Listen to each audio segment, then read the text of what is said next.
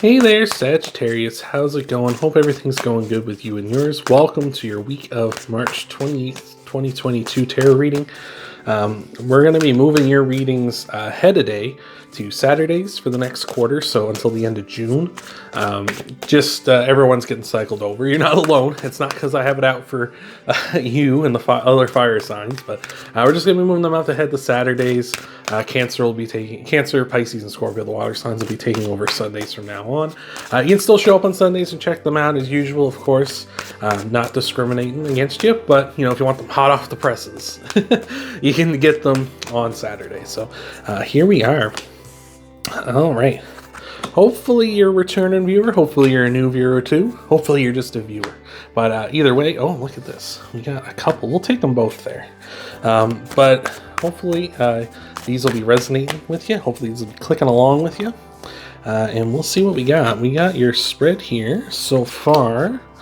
Lots of big cards. And the card to watch out for, something to keep in mind this week, is that Seven of Swords. All right. Seven of Swords. Seven of Swords has a lot of meanings, for sure. One of the biggest ones is, of course, liar, cheater, stealer. You can see this person is making off with these swords, stealing them from other people.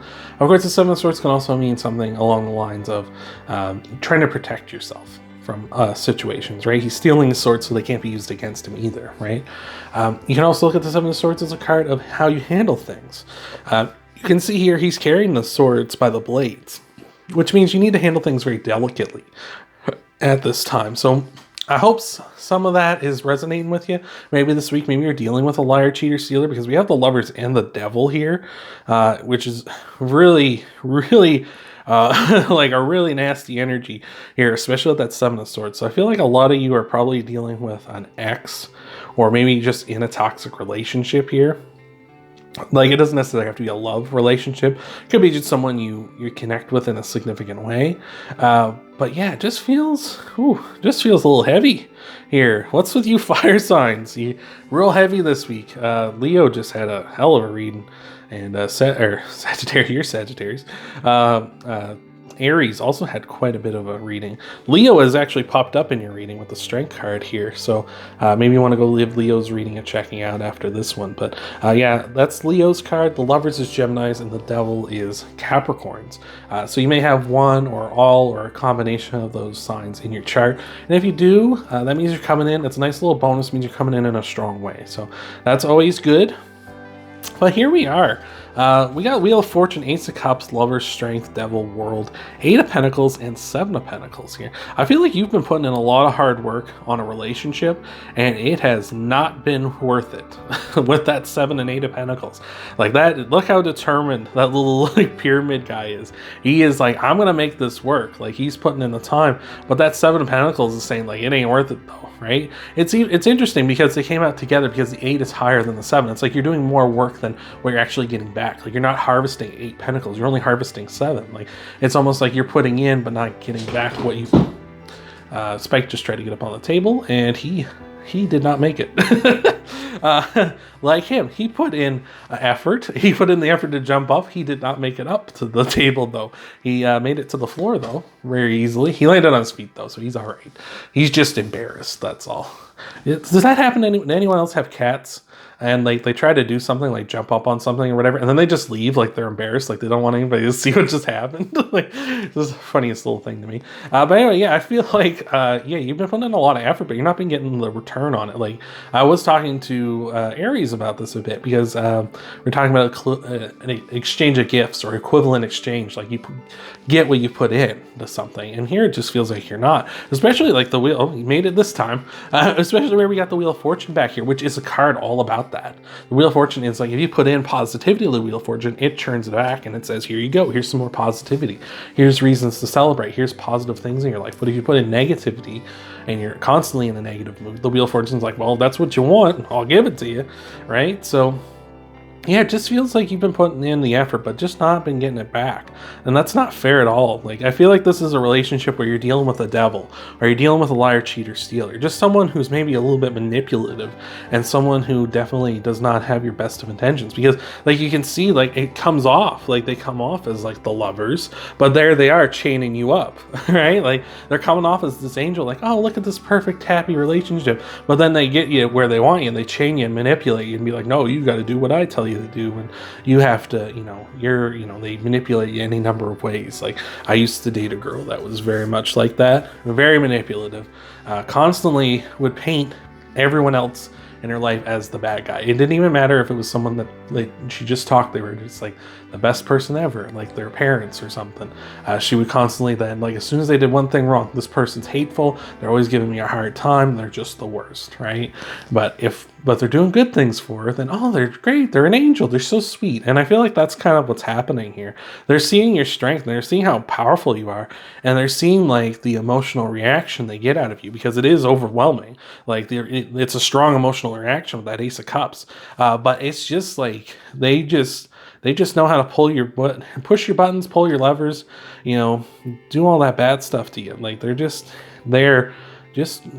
going at you, like, just not giving you back. Like, you're giving them love and you're giving them the things they want, but they're not giving it back to you. They're not putting in the same amount of effort into this relationship. And I feel like you want some sort of conclusion here with that World card. Like, definitely want some sort of big conclusion one way or the other, either like breaking up with them or them changing their ways. But like, it's so hard for people like that to change their ways, I feel, because they don't see themselves as the devil, right? They see themselves as an angel. They see themselves as God, right? They see themselves as perfect, right? Like, you're here to serve me. Like, like, why would it be any other way, right? It's so hard for them to change perspectives like that. It's like talking to a donkey or a brick wall. You know what I'm saying? There's a clip from Family Guy. I don't know if you watch Family Guy, but where someone's like, this is as bad as arguing with a donkey.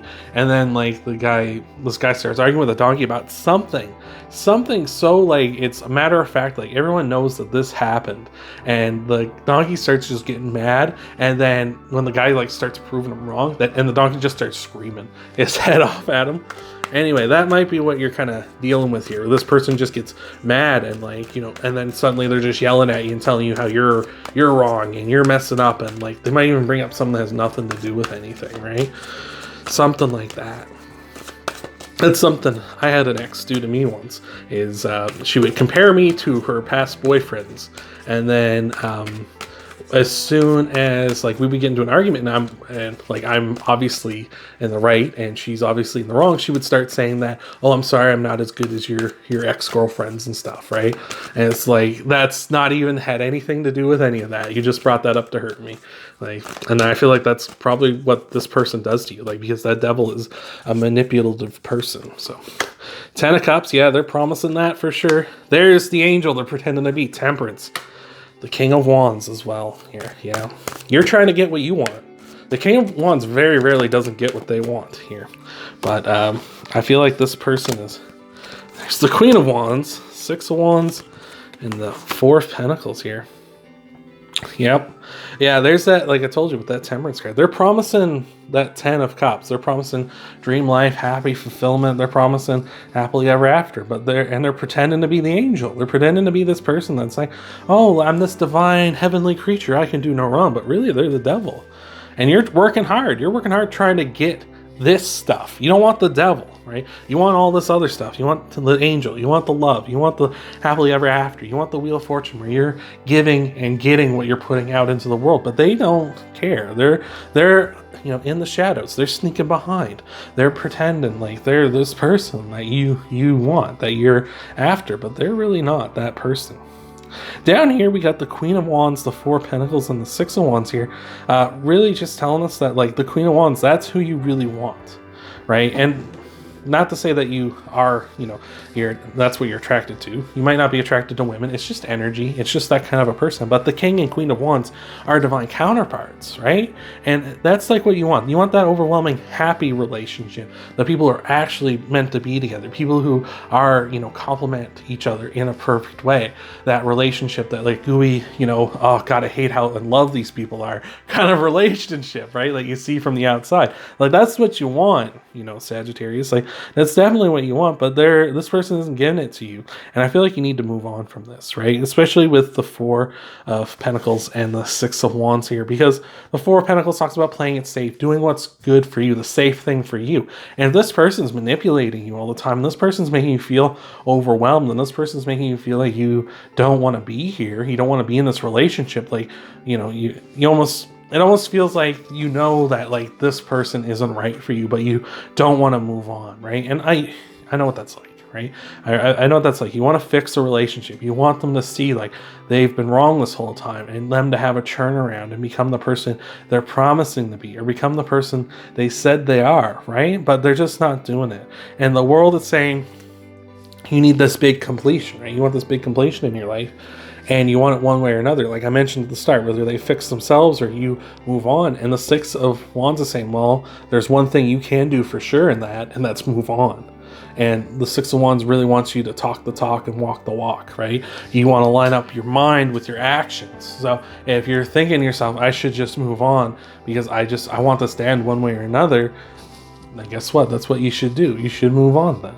Right? Like, don't stick around being tortured and manipulated for no goddamn reason. Like, I spent a few months in a relationship doing just that because I thought this person would see reason. I thought they would for sure, but they didn't. They didn't see reason. They didn't see reason at all. All they saw was that they were in the right and I was always in the wrong. So I just feel like you need to move on. You need to get out of here. So let's get your oracle message. Send you home, package you up, send you on your way. Hopefully this has been helping you out. Hopefully this was resonating with you. And let's see what we got for you. We got the community card, number 8.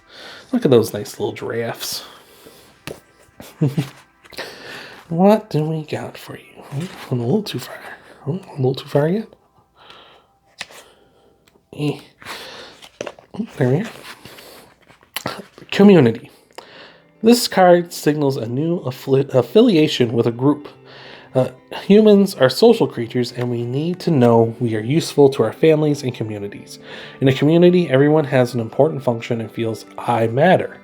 Membership in this group provides a sense of belonging, of kinship, and of purpose that comes from working together for a greater fulfillment of all. Perhaps you are at a part of your spiritual community or an artistic one. Perhaps you are in a learning community where you share your love of education. Regardless of the form or focus, your community brings you joy. You will be inspired by it and you will want to contribute to it. Your contributions may be small as showing up or as large as becoming a leader. No matter your position in the group, your presence is needed. And I really like that. I really like that because right now I feel like this person doesn't give you that sense of you matter to them, right? Communities don't necessarily have to be enormous, right? They don't necessarily have to be like huge. You can, like, to me, that the main message of that is like you need to find a place where you matter, where where you're valued, right? And I feel like this person doesn't value. I feel like this devil here does not value you. They don't see you as anything, or they don't see you as mattering, right? You could be anyone. You're just a warm body to them, I feel. I feel like you're a warm body that they know how to pull their strings, push the buttons, that kind of thing. I feel like really here in the future, like you need to find a place where you do fit in. And that takes time, Sagittarius. That takes a lot of time. But ultimately, you're going to find it. Like you can't find it by being here with this person. As they say, you can't heal where you've been hurt. You can't heal yourself in places where you've been hurt. You need to kind of move on, find a new place, find a new purpose in order to get out of there so that you can heal yourself, right? And that's like we were talking about that Seven of Swords. We were talking about the kind of dual meaning of that card, where it is a card of a liar, a cheater, a stealer, a manipulator. It's also a card of how you handle things. Are you going to handle this in a way of like, I'm just going to keep, hoping that this person will change? Or are you going to handle it in a way of like, I'm moving on and doing what's best for me because I have control and I can do that. And, I have the willpower to do that. I have the strength to do that. So I hope that helped you out, Sagittarius. Hope that resonated with you. You remember, you can check out your Sun, Moon, Rising, and Venus sign videos after this one. See what's coming for you in the week ahead. Get a full picture of that. And I will see you next time.